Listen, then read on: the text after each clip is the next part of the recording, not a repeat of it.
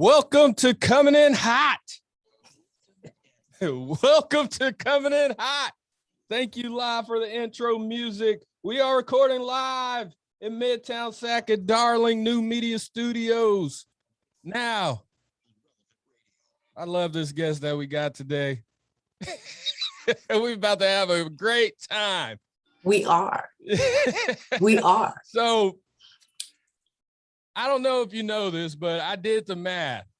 This is the youngest sibling of 8. So my dad's youngest sister, 16 years younger than him. I'm 16 years younger than you. Did you know that? No, I never did that math. I kind of figured it out. It I might never not did be that right because I'm not really good at math. But I think you're right, though. I think you're right. Yeah, so if you guys don't know who I'm talking about, we're talking about Auntie Lillian Winrow in the building. I'm in here. You didn't give me any rules. So No, there's no rules to this. Oh, I love it. Hot. I love it. So this is the fun aunt. I love all of my aunties. Don't get me wrong. But this is the auntie that you could go to, you could talk shit, you could snap, you could do everything. You could do it all. And she could give it right back to you. I'm here for all the shit. I'm here for all of the it. Shit. Hey, and it's Breast Cancer Awareness Month. I've talked about it a few times on here. My grandmother, which we lost a few months ago, the matriarch, she was a survivor. And my auntie Lil, I'm not going to call you Lillian. I've never called you Lillian in my life. So my auntie Lil is a 12-year survivor. She is all over the place with real estate, with family, with, you got a popcorn brand now. No, is it? We were just, my sorority, see in the background here. Okay. We were just doing a fundraiser for popcorn. We're not into popcorn, but I am part owner in a Sport Clips store. Yes, so Sports Clips, yes. Mm-hmm. So she's just like me. Just got her hand in a little bit of everything. That's right. You know, and one thing that we learned about ourselves a couple weeks ago is that we leave all the cabinets open when we're putting away dishes. We do. I got some open right now because I just did the dishes. So I know it's a cabinet open somewhere. I don't even know what that is. But your daddy has that gene too, whatever it is. Yes, it's something. Something's in there. So 12 years, breast cancer survivor. How did you figure out that you had breast cancer? Was it around the same time that grandma had it as well? It was exactly 2 years after grandma was diagnosed. Okay. And it was 2 days after I'd done the breast cancer walk. So the Making Strides for Breast Cancer walk. Mm-hmm. So it was, 2009. Okay. 2009 was when that happened. So, and it was via mammogram. I went in, I wasn't even due for my mammogram, actually. Mm-hmm. I was just at Kaiser and it came over the speaker or whatever saying, hey, walk-ins accepted now for mammogram. So I said, well, I'm here. I may as well just go ahead and get it done. Mm-hmm. Found out 2 days later after the breast cancer walk that I was actually positive. The test came back conclusive for breast cancer. Okay. Yeah. And, man. Yeah. Rough time. Yeah. I remember hearing about it. I was chefing. I was kind of a mess back then. So I wasn't really in the right state of mind back then. Just kind of tell me what the process was after, like you heard about your, the breast cancer and what you had to go through. And, now, like being 12 years a survivor, vegan, just give the people out there like just the journey of the journey. It started out, of course, you get that phone call, but the manner in which I received the information, that was tough. I'm in a staff meeting. I get a phone call, and I was expecting a call back because I had gone and they said that my mammogram came back. It's not conclusive. They want to do biopsies, went through all of that. And then when I got the phone call, I'm in a staff meeting, and it was just like, hey, hey, Lillian, I'm sorry to inform you, this is nurse so-and-so, just letting you know that your test came back conclusive with breast cancer. Oh, wow. And I was like, oh, okay, we just going in raw. We're not doing anything. We just no protection. I'm just okay. I was like, all right. And I actually kind of went into a fog at that point. So my whole thought was, okay, let me get out of this meeting. Let me get home. I just wanted to get home. And I managed to do that. On my way home, I called your uncle, called my husband, and just told him that it wasn't anything I expected to hear, because the whole time they were reassuring me that it was probably just a cyst.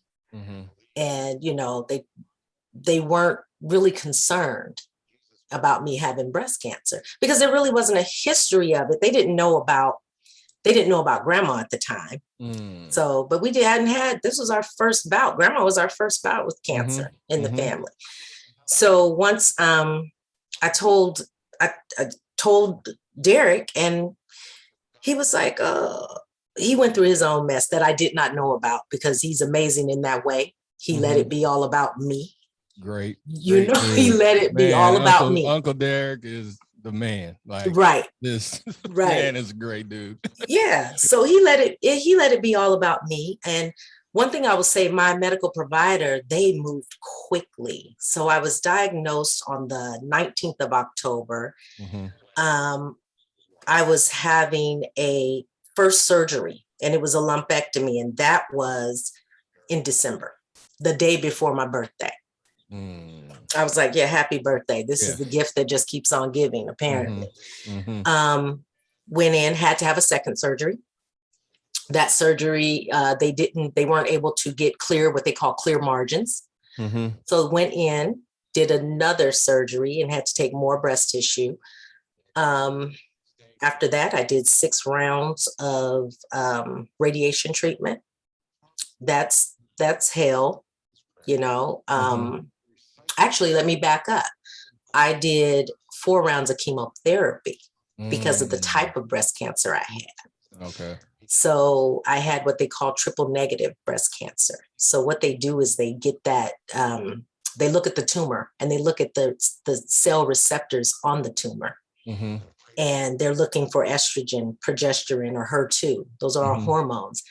I didn't have either one. I tested negative for all of those, hence why it's called triple negative. So they were like, what we found is that most cancer patients, they are successful, or they have a better survival rate, or you won't have a reoccurrence, or a better chance of not having a reoccurrence if you do chemotherapy. So I opted for the chemotherapy. That I had to wrap my mind around that, because remember, grandma had gone through this. Yes. She didn't have to have chemotherapy. So I'm thinking, okay, I'll just have to do what my mom did, and it's good. But her cancer was estrogen driven. Mine wasn't. So I said, okay, I'll do the chemotherapy. Went through the chemotherapy, lost all my hair, just rocked my bald head, occasional wig with my big earrings on. And then I had to do the radiation treatment. And, your skin burns and tears. Your body goes through a lot. And that was for 6 weeks. And thank God I haven't had, I've been in remission ever since. And I thank God for that. Yes. A lot of that I contribute to the fact that I was just allowed to heal. You know what I mean? And to go through my journey. My job was amazing. They were like, do whatever you need to do. We're here when you're ready. Okay. Your uncle, he fielded all the calls and kept people updated. So I didn't have to talk about it all the time. Your Auntie Julie, my best friend, she had it on lock, she was holding people at bay for me. And then, our family. Yes. The rubber hits the road. everybody just rallied around me. And that's all I had to do was just focus on healing and getting better. Because I think at that time, your cousins were 9 and 13, 9 and 14 years they were old. younger, yeah. They were younger.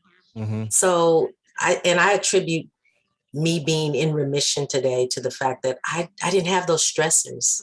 I didn't have to worry about work. I didn't have a husband that demanded, i.e. wifely duties, or, I was just able to be. Yes. I was just able to be and focus on my healing. Okay. Yeah.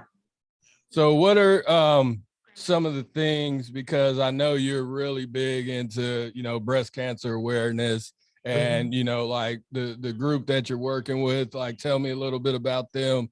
Tell me what you guys are doing this month and every month. You're always out there, it's just not October. It's all 12 months that you're working. No, it's always. So I belong to a support group called Kerrys Touch, and it's local. We are actually in our 15-year anniversary this year. Okay. And so it's for this month. I know October 30th, we're having a virtual wine event. And that's a fundraiser that we're having. And I actually wrote some stuff down, so I have to look. Oh, and our celebration of life is October 16th. Okay. Now that is where, when the world was open, we could go visit local churches and things like that. We like to give our survivors their flowers while they're here. There you go. Most people. So that's what we do. We kind of go to local churches and just tell people about Kerrys Touch, who we are. And at that time, ask the breast cancer survivors to come up and then give them their flowers while they're alive. So we'll have a table out and have information out there for them. Those are our next 2 events coming up. So the 16th, we have that celebration of life. So if you know of any survivors out there that you want us to, give some flowers to, we're doing that now. We can't go to the local churches, like I said, but we're actually going around. If you have a survivor that you'd like to receive flowers, we're dropping those off to their homes.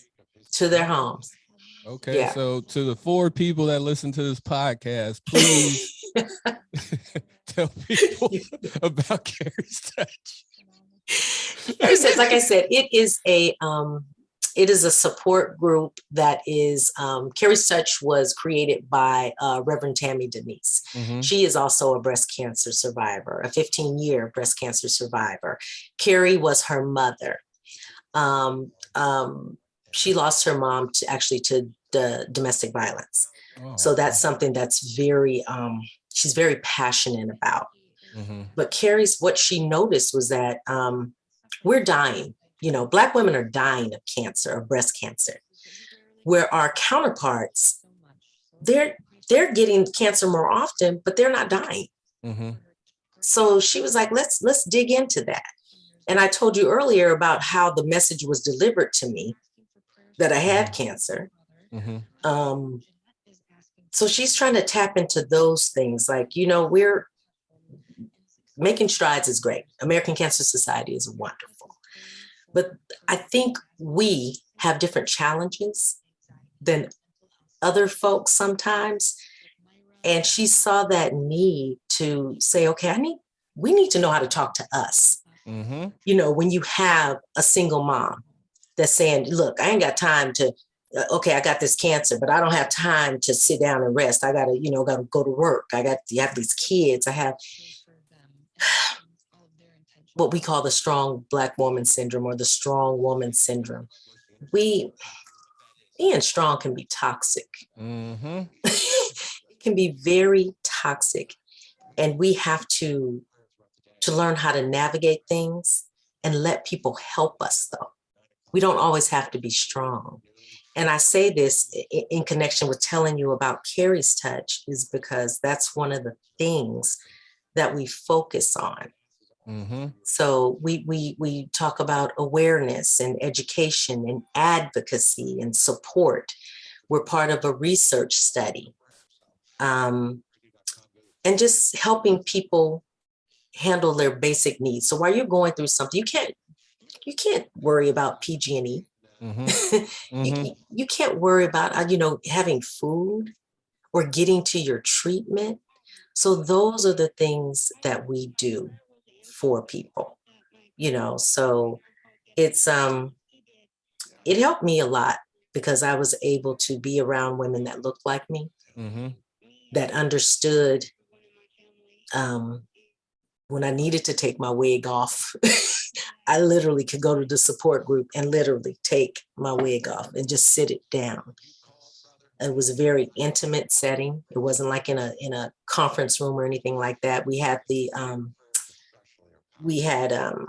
could meet in someone's home Mm-hmm. and just be Yeah. and tell our truths, and things like makeup, stuff like that. They typically don't have shades of makeup for us, Mm-hmm. right? Always lighter. So right, Yeah. it's always lighter, and we come in different shades. So just being able to talk to women that look like me, going through the same situations, going through worse situations, some in remission, some having a reoccurrence, some it was it was a safe place. And it was a safe place from, even though, Derek, your uncle, wanted to help me every step of the way, there was just certain things I couldn't share with him Mm-hmm. or with anyone in the family or with friends, sorority sisters. I couldn't do it. I just had Mm-hmm. to be around a tribe of women who were really in it, who had gone through it. Yeah. So yeah, but that's who's Kerrys Touch, kerrystouch.org. So all four of us on here, four of our listeners, you said. Yep. Yep. Yep. There's Kerrys only Touch. 4. Yeah. kerrystouch.org. So just look it CerrysTouch.org. up. Mm-hmm. And if you know of anyone recently diagnosed or who's been a survivor for many years, we're always looking for volunteers, and just for people to come and fellowship with us. Mm-hmm. Come and fellowship with us. And I know I Yeah. said African American, but it's open to everyone. You know. Yeah, of course, of Yeah. course. And one thing I just want to back up a little bit because I talk about this a lot with the Black women and always holding us down, auntie. Like they always got to hold their man down, and there's nobody to hold y'all down. Right. And I always say, like, if you got it doesn't matter what kind of shade you are, but especially Black women, like they're raised to hold down your man, no matter what he's doing. You know what No. I mean? Yes. Like he could be out Yes. in the streets doing blah, blah, blah, and then come home and you still gotta, cook and clean and, don't know where he came from, but who's there for you? But, I'm glad that you said that about Uncle Derek, because Uncle Derek, he got through into this family and he just swam, like, He because it's an he intimidating did. family. It's He did. intimidated. You Right. got 8, like 8 brothers and sisters. You got, grandpa, grandma, like then the crazy cousins and Right.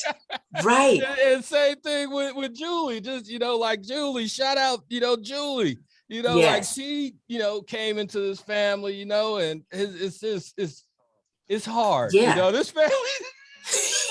And it's a lot of us, it's It's a not like lot you of meeting a us. few people, you meeting Yeah. about 30 people You out roll in, the you gate. roll into Barton Way, and there's people coming out of everywhere, back doors, front doors, back rooms, Right. Right. You never And know knocking who's at the in that front door. house.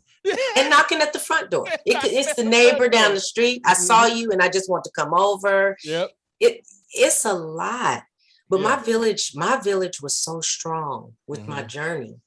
I tell people that all the time, and I don't take it for granted. And I always thank God for my village and just thank people in my village. Because when I tell you, like you just mentioned, everyone doesn't have that.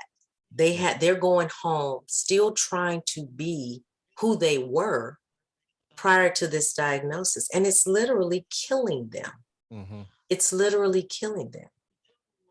we don't know how to be selfish. We don't know. All we know is to persevere.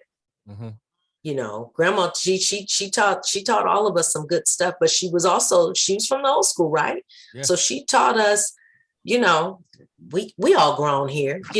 These kids can stay at home because they're on the period. Grandma was like, baby, get up. Yeah. Because that their thing gonna be with you for years to come. So you better learn how to navigate it, get with it, get up and go to school. Yep. It was a keep on keeping on. Yeah. And I'm thankful for some of that. But then I'm also thankful that I had a mate that let me be completely vulnerable, let me take off my cape, put it to the side, and focus on me. Yep. Yeah. Ooh. Yeah. So you could say, fuck off, Cecil, but how old were you when you first were diagnosed? Oh, I was 41. Wow. I was 41. Man. Yeah, about to turn 42. Yeah. About to turn 42 and I was like, what is happening here? And they said, I took testing, by the way, I did a genetics test. It's not genetic. Okay. It's not at all. And the sad thing that broke my heart was when I was explaining to the doctor, I said, well, my mom, she had breast cancer. She got diagnosed 2 years ago. And he said, yeah, but she was so late in life, when she got it. And if you live long enough as a woman, you're probably going to end up with breast cancer. That's the part that took me out. I was like, wow. So you don't have to have this in your family. You live long enough, you may encounter it. Yeah. Yeah. So that was good because I was very concerned. One of the things that gave me anxiety was thinking about Erin, my daughter. Like, what does she need to do to make sure, she's being proactive, teaching her to do breast exams and, when does she need to start having mammograms if this is something that's genetic? But thank God it wasn't genetic. Okay. Yeah. Woo. Yeah. I know. You're dropping dimes, aren't you? Yeah. Dropping dimes. So our next segment is our top 5. It's going to be breast cancer awareness, kind of still staying with the topic. So top 5 common myths of breast cancer. And I think you just said one with the genetics. Yeah. One is that it has to be genetic. The craziest one is underwire bras can cause breast cancer.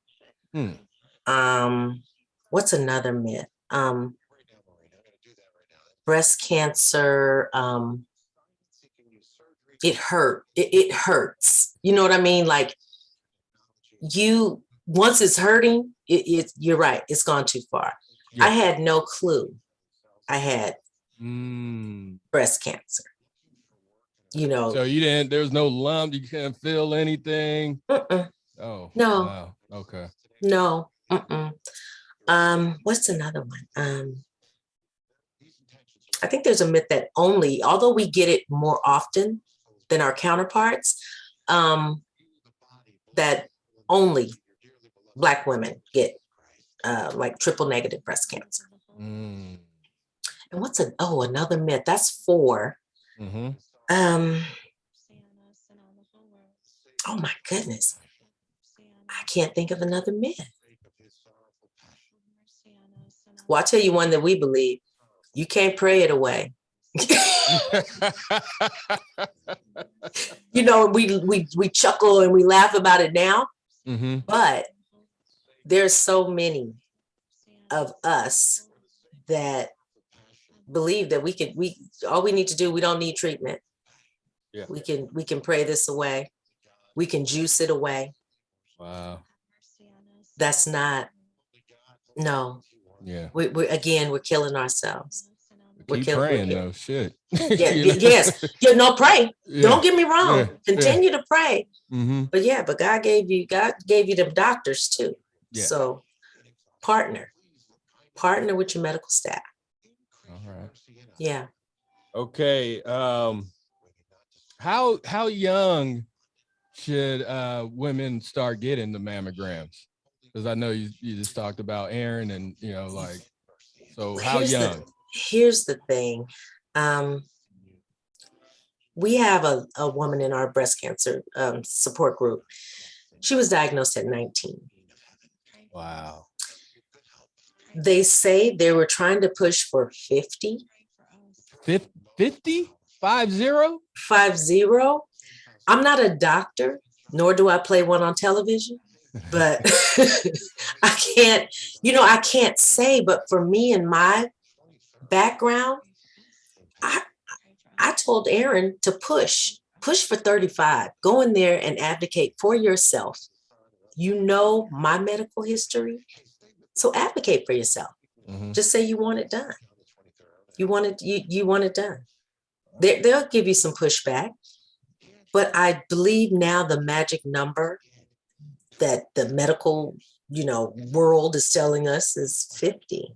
But I was like, that's hard to believe because people are getting diagnosed younger and younger. Mm-hmm. And if you have someone that has been diagnosed at 19, yeah. I don't know. All right. Top 5 tips you wish somebody told you when you began this grueling journey to your healthiness. Tips. Like I said, I had a great village and mm-hmm. Kerrys Touch. I connected immediately with Reverend Tammy Denise, mm-hmm. the founder of Kerrys Touch. But I wish someone had told me, take your cape off. I was able to do that, but I listened, you know what I mean? And they were mm-hmm. like, take your cape off. Okay. Let people help you. Okay. When people ask you if you need something, tell them what you need. Learn that no is a complete sentence. No is a complete sentence. You know me, you know our family.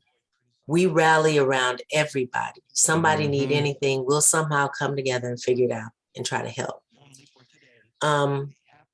Get used to your new normal because it's going to be a new normal. Mm-hmm. And it's not just, you lose your hair or, you got this mark on your breast where you had a lumpectomy or you have no breast or you have one breast. Mm-hmm. Get used, embrace your new normal.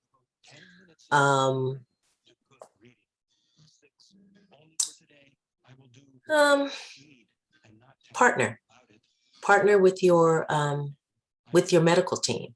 Mm-hmm. You have a say in what happens to you.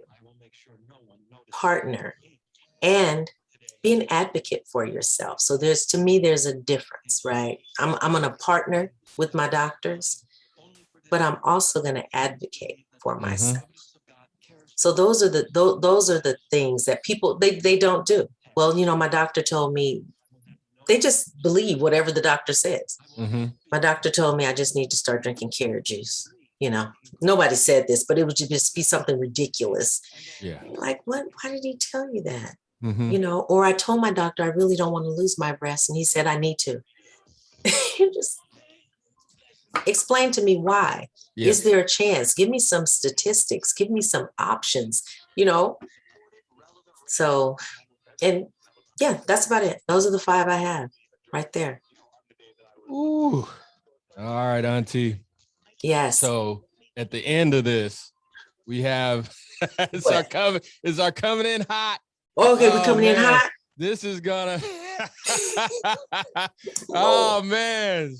This has already been hot this whole podcast, but this is any topic that you want to talk about, anything on your mind, it could be religious, it could be funny, it could be serious, but Lillian Winrow, it is time to come in hot. What you got, Auntie? I'm gonna go in here. I'm mad. I'm mad at how our Haitian brothers and sisters are being treated. I'm pissed off. The horses, the whips, no, it was pure fuckery. Mm-hmm. Pure fuckery. And it needs to stop. Yep. That's one that it just makes my blood boil every time I think about it. Mm-hmm. So everyone's allowed to come into this country, but you got people on horses with whips, whipping people back into the water. So all my Haitian brothers and sisters out there, we got you. We got you. That is, and of course, I don't even want to talk about the pandemic anymore because it just won't go away. I'm a believer. You have a choice. Get vaccinated. Don't get vaccinated. But just be responsible. That's all I'm asking. Be responsible. That is it. Just be responsible.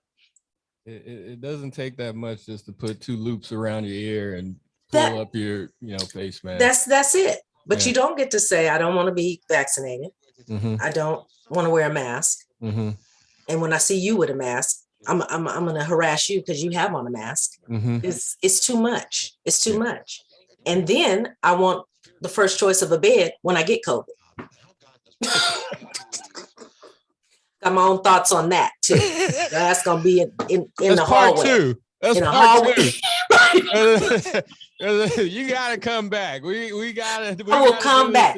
I will come back. You need to do a best friend series so I can bring my best friend with me. Yeah, we gotta get Julie on here, but I don't know. Like it's an explicit podcast, but she will. Now don't get you get to see. She tries to be the perfect little auntie in front of you. Let me tell you, she's with the shits. She's with the shits. I follow her on Facebook and Instagram, so I'm old enough to piece it together now. Right. Oh, this was fun. This was so much fun. I told you. Oh, and I'm so proud of you. I know you didn't get me on here to say all this, but I tell you this: the legacy that we are leaving behind.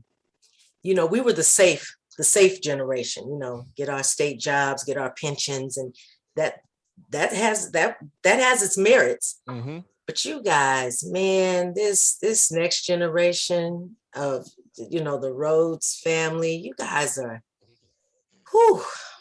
taking chances, and I love it. I love to see it, creating generational wealth. Yes. I love it. That's what it's about for me. I love it. We're proud of you guys too. Yes. And, I just want to thank you so much for, you got more moves than a wrestler over there. So I know you got people hitting you up. I know you're a busy woman. But you're one of the best people that I know. It don't even have to be family. You always been there for me anytime that, I hit you up or, we just sit and have like a 10-minute conversation about nothing. It's just one of those relationships that I always cherish, and I love you, Auntie. I love you back, baby. Appreciate everything that you've ever done for the family, for me, for my family, my wife and my kids. This is the auntie that is like always don't tell nobody like what she's bringing, but she'll be like, oh, here's the birthday gift for Viv and Katie and Christmas presents. It's just like, that's you right. didn't have to, but you always do it. No, we were raised. You know who we got that from? Grandma and Grandpa. You know how many people were in that house? Yeah. That didn't even live there. Oh, man. Yeah, the spirit to serve. The spirit to serve. Well, thank you for coming on. Thank you for talking about your journey and, your continued journey. And like I said, if you need anything from me, we got to talk offline, see how Nash and Proper could be involved, how I could be involved.